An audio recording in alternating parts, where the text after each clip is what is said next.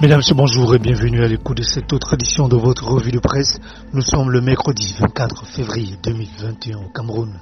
À la une de cette édition, Cameroun Tribune a un des exécutifs municipaux premier bilan. Les maires élus en février 2020 dans les communautés urbaines et les communautés d'arrondissement bouclent leur première année à la tête des municipalités, occasion d'évaluer leur action dans un nouvel environnement mis en place par le Code général des collectivités territoriales décentralisées, mais aussi dans un contexte marqué par les rigueurs de la crise sanitaire. Toujours en politique à la une de Le Messager, vous pourrez le lire à la page 3 en attendant le remaniement. Le gouvernement obèse.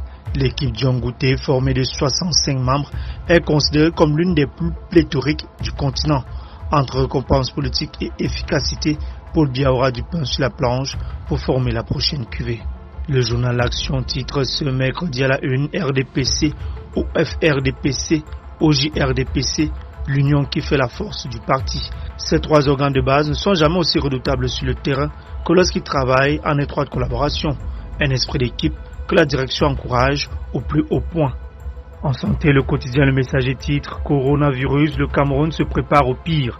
Le ministre de la Santé publique veut anticiper sur l'incident au Covid-19 au cas où la situation s'aggrave. Toujours en santé, à la une d'Éco-Santé, vous pourrez le lire à la page 3 de ce journal. Lutte contre la Covid-19, le MinSanté équipe 25 hôpitaux en ambulance médicalisée. Alors que la pandémie continue à faire des ravages au Cameroun avec un nombre élevé de décès, Malachi Manaouda, ministre de la Santé publique, ne ménage aucun effort pour réduire cette maladie à sa plus simple expression. Il s'agit de 15 ambulances médicalisées de type C, marque IAS, et 10 ambulances médicalisées de type B, marque Land Cruiser. Dans le septentrion, à la une de l'œil du Sahel, Menganga, Covid-19, les réfractaires aux mesures barrières interpellés. Vous pourrez le lire à la page 9 de ce quotidien. Info Matin de ce mercredi titre, projet de développement, le Grand Sud abandonné.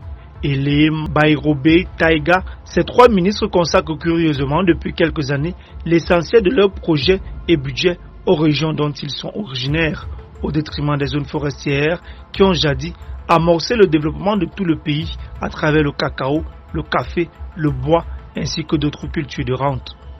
Le quotidien Mutation de ce mercredi titre Yaoundé-Simalène, l'autorité des routes. Reportage à l'arrondissement de Yaoundé 4e où un village est déstructuré par les travaux. En culture à la une de Le Messager, Seine, Coty-François célèbre ses noces d'or. Le quotidien de l'économie, Faustin Tigana, il n'y a pas lieu de parler de conjection terminal à conteneur du PAD. Le directeur délégué de la régie des terminales à conteneurs RTC du port autonome de Douala revient sur le bilan des activités 2020 et apporte des éclairages sur quelques faits d'actualité liés à la structure qu'il dirige. Expression économique toujours en économie au port de Douala, la sécurisation du port de Douala prend forme. Le Premier ministre Joseph John Gouté a pu visiter récemment le nouveau centre de commande du port de Douala, faisant partie d'un projet à large spectre de la place portuaire.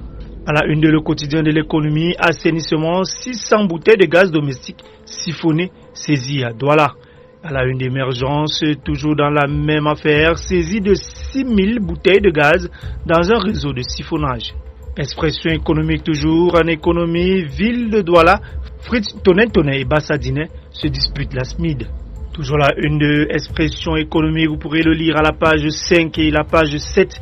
Pénurie des pièces de monnaie, les gros et petits mensonges de la BEAC.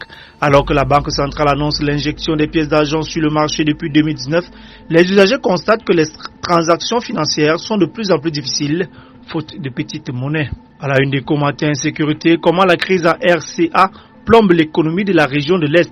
À cause de l'insécurité orchestrée par des bandes armées en RCA, les échanges commerciaux entre les deux pays connaissent une chute drastique. À Garoua-Boulaye, ville frontalière à l'Est, plus de 800 camions sont stationnés et plus de 1600 emplois menacés, tandis que les activités dans tous les secteurs de l'économie sont à la baisse. Une baisse qui touche particulièrement les secteurs de l'hôtellerie, du transport, des produits pétroliers, avec un impact très négatif sur les recettes de la commune qui prélève la taxe de stationnement sur les gros porteurs. Toujours en économie à la une d'Éco-Matin Entreprise, les dessous de l'affaire Culfine. L'affaire fait les choux gras de la presse depuis quelques semaines. Le 2 mars prochain, Samuel Liodi, ex-DG de Colfine, ses collaborateurs Marie-Christine Sopo-Priso, ancien DGA, Jean-Yves Laine, chef de division transport et approvisionnement, les nommés Paola Moukouri, ancienne chargée de clientèle de la Société Générale Cameroun, et Pamphile Foué, agent commercial de Petroleum Energy Gaz, PEG, comparaîtront pour la première fois devant la chambre criminelle du tribunal de grande instance du Vouri. Le journal Repère titre à la une ce mardi: reprise des championnats, Mouélé Combi, Nag pour Bia. Plus d'un mois après avoir été instruit de mettre les ressources financières et les stades à la disposition de l'Africa Foot en vue de la reprise des championnats, le ministre des Sports et de l'Éducation physique ne s'est toujours pas exécuté. Mesdames, Messieurs, merci infiniment de votre aimable attention. Prenons rendez-vous demain jeudi.